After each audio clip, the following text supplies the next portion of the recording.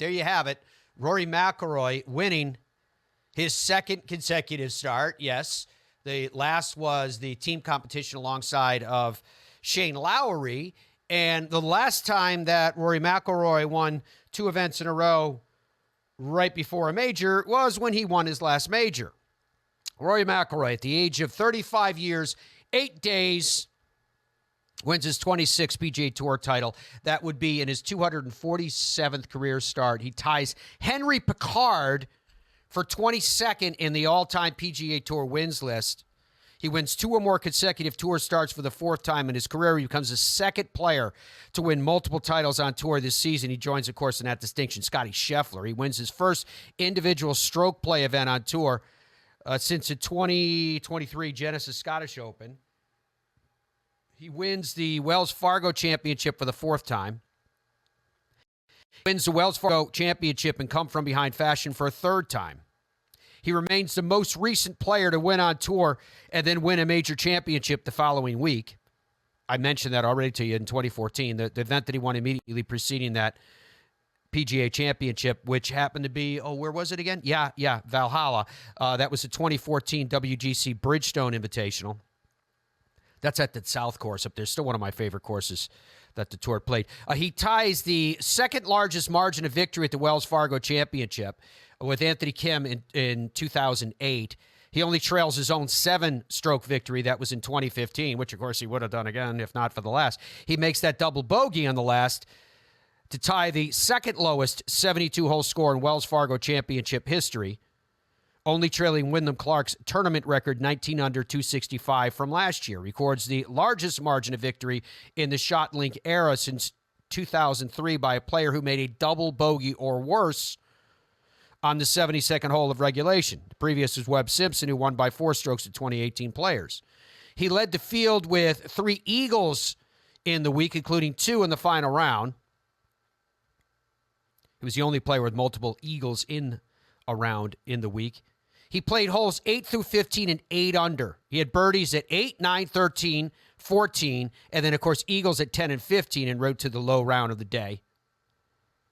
He records his lowest final round since the 2023 Tour Championship. He had a 65 then, and his lowest final round in a victory on tour since the 2022 RBC Canadian Open, which you remember he had a 62 in that one. His 4 rounds, 67, 68, 67, and 65 to finish on that mark of 17 under, even with the double bogey, as we mentioned, at the final hole. Very impressive from Rory McIlroy. I mean, obviously all the eyes are on Rory as a result heading into this week. But as Dom was noting before we went on the air, here you have Scottie Scheffler, Rory McIlroy, and Brooks Koepka all having won in their last start before the PGA Championship. Let that simmer for a second. Scottie, Rory, and Brooks have all won in their last start heading into the PGA Championship. Right? And we were talking about this a lot last week that, Brooks is... I think Brooks and Rory, to me, both players are playing with a chip on their shoulder. Brooks, I think... Brooks has this way of, by his own admission, he has this way of kind of channeling a slight. Is that the proper way to put it? And he said if he has to, he'd make up his own in his mind, like Jordan used to do. And Brooks is mad at the way that he performed, I guess, at the way that he prepared, although it's not 100% clear to me, at the Masters. He said, I don't want to have to apologize to my team again, and I'm assuming he says that he's referencing that the team he's talking about there is his immediate circle,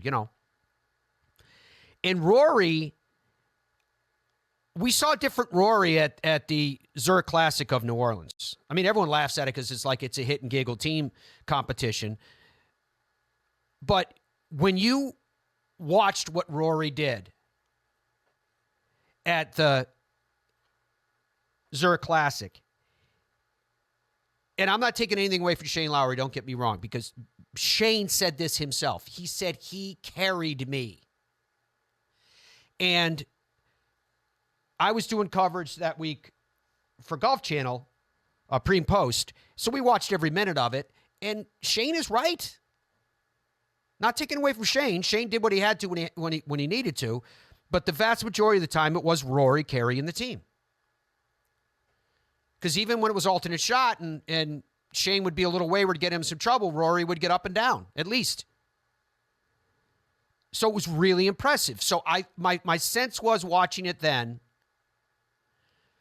was that it kind of channels that team competition. You know, the kind of like when Sergio plays really well at the Ryder Cup but would struggle at major championships otherwise, even though he is a major champion having won the Masters. But you know what I'm saying? And I noticed that with Rory at the Zurich Classic, this kind of I got your back partner. And that time that I keep referencing, I think it was after Friday's round when he said in the post-round interview where Rory was like, I'm a really good team player. And he is. And so I think it kind of sparked a motivation because if you look at, Andrew, could you go back to that graphic that showed Rory's finishes? If you look at his finishes for the year, it's like, meh. By anybody else, you'd be like, whew, that's a really good season up into the wins on bookend. Just look in between them. Right? Comes out to the Hero Dubai Desert Classic. Tan, rested, and ready. Charges out, plays well. Then all of a sudden, everything kind of hits the skids. And at times, you'd watch Rory, particularly in the early rounds of a tournament, you're kind of like, honestly, does he even want to be out there?